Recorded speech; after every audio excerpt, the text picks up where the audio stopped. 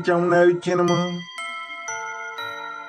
तृतीय अध्याय, सेनापतियों सहित महिषासुर का वध। जगदम्बा की श्री अंगों की कांति उदय काल के सहस्त्रों सूर्य के समान है। वे लाल रंग की रेशमी साड़ी पहने हुए हैं। उनके गले में मुंडमाल शोभा पा रही है। दोनों स्तरों पर रक्त चंदन का लेप लगा है। वे अपने कर कमलों में जप, मालिका, विद्या और अभय तथा वर नामक मुद्राएं धारण किए हुए हैं। 3 नेत्रों से सुशोभित मुखारविंद की बड़ी शोभा हो रही है। उनके मस्तक पर चंद्रमा के समान ही रत्नमय मुकुट बंधा है तथा वे कमल के आसन पर विराजमान है। ऐसी देवी को मैं भक्ति पूर्वक प्रणाम करता हूँ। ऋषि कहते हैं, दैत्यों की सेना को इस प्रकार तहस नहस होते देख महादैत्य सेनापति चिक्षुर क्रोध में भरकर अंबिका देवी से युद्ध करने के लिए आगे बढ़ा। वह असुर रणभूमि में देवी के ऊपर इस प्रकार बाणों की वर्षा करने लगा जैसे बादल मेरुगिरी के शिखर पर पानी की धार बरसा रहा हो।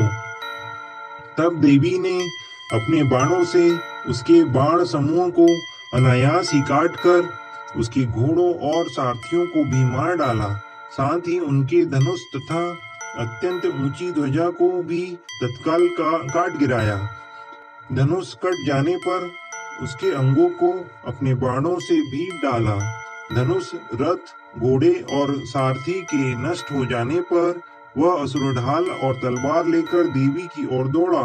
उसने तीखी धार वाली तलवार से सिंह के मस्तक पर चोट करके देवी की भी बाईं भुजा में बड़े वेग से प्रहार किया। राजन, देवी की बाह पर पहुंचते ही वह तलवार टूट गई। फिर तो क्रोध से लाल आंखें करके उस राक्षस ने सूल हाथ में लिया और उसे उस महादैत्य ने भगवती भद्रकाली के ऊपर चलाया। वह सूल आकाश से गिरते हुए सूर्यमंडल की भांति अपने तेज से प्रज्वलित हो उठा। उस सूल को अपनी ओर आते देख देवी ने भी सूल का प्रहार किया। उससे राक्षस के सूल के सैकड़ों टुकड़े हो गए। साथ ही महादैत्य चिक्षुर की भी धज्जियां उड़ गईं। वह प्राणों से हाथ धो बैठा। महिषासुर के सेनापति उस महापराक्रमी चिक्षुर के मारे जाने पर दैत्यों को भी पीड़ा देने वाला चामर हाथी पर चढ़कर आया।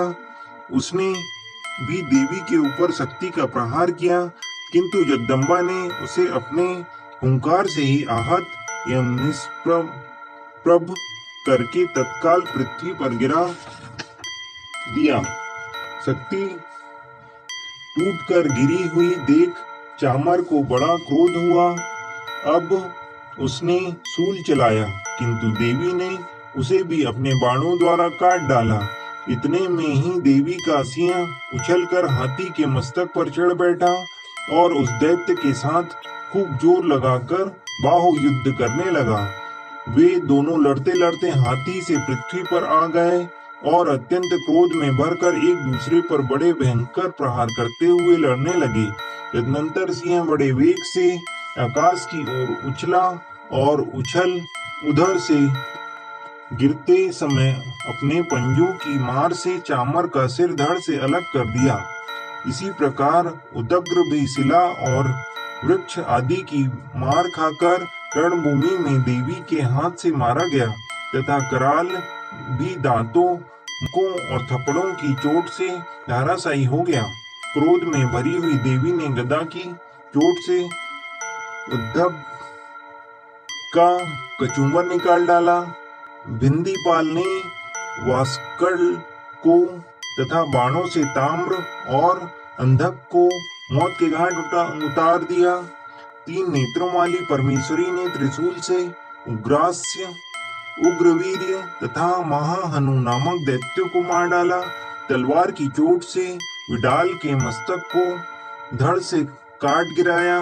दुर्धर और दुर्मुख इन दोनों को भी अपने बाणों से यमलोक भेज दिया।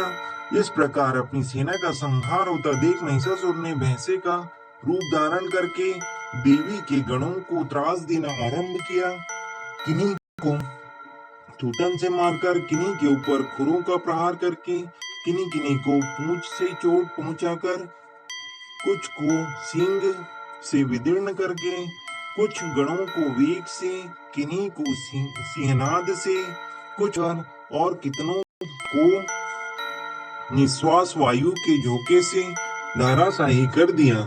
इस प्रकार गणों की सेना को गिरा कर वह असुर देवी के सिंह को मारने के लिए झपटा। इससे जगदम्बा को बड़ा क्रोध हुआ। उधर महापराक्रमी महिषासुर भी क्रोध में भरकर धरती को खुरों से खोदने लगा तथा अपनी सींगों से ऊंचे ऊंचे पर्वतों को उठाकर फेंकने और गरजने लगा। उसके वेग से चक्कर देने के कारण पृथ्वी क्षुब्ध होकर फटने लगी। उसकी पूंछ से टकराकर समुद्र सब ओर से धरती को डुबोने लगा।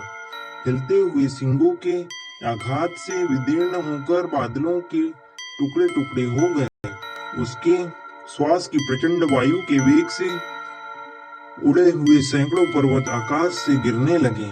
इस प्रकार क्रोध में भरे हुए उस महादैत्य को अपनी ओर आते देख चंडिका ने उसका वध करने के लिए महान क्रोध किया। उन्होंने पास फेंककर उस महान असुर को बांध लिया।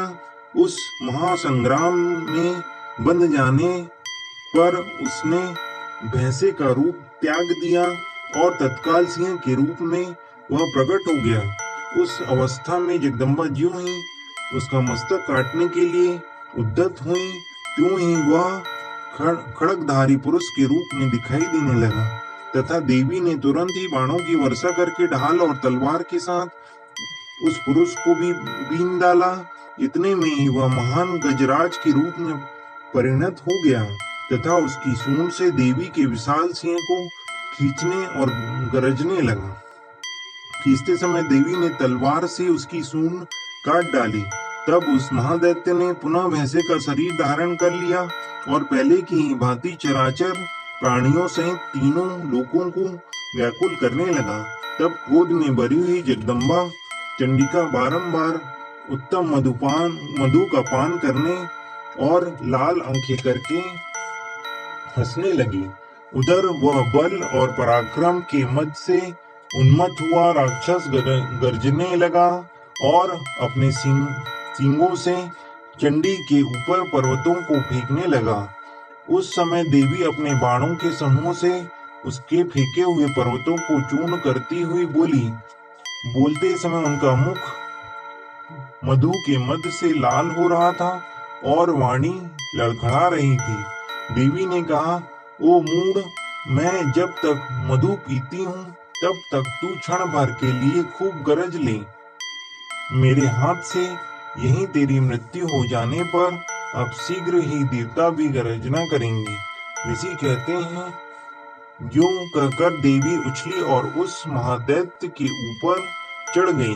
फिर अपने पैर से उसे दबाकर उन्होंने शूल से उसके कंठ में आघात किया। उसके पैर से दबा होने पर भी महिषासुर अपने मुख से अभी आधे शरीर से ही बाहर निकलने पाया था कि देवी ने अपने प्रभाव से उसे रोक दिया। आधा निकला होने पर भी वह महादैत्य देवी से युद्ध करने लगा। तब देवी ने बहुत बड़ी तलवार से उसका मस्तक काट गिराया। फिर तो हाहाकार करती हुई दैत्यों की सारी सेना भाग खड़ी हुई तथा संपूर्ण देवता अत्यंत प्रसन्न हो गए। देवताओं ने दिव्य महर्षियों के साथ दुर्गा देवी का स्तवन किया। गंधर्व राज गाने लगे तथा अप्सराएं नृत्य करने लगी। बोलो अम्बे मैया की जय। ओम ऐं क्लीं चामुंडाय विच्चे नमः।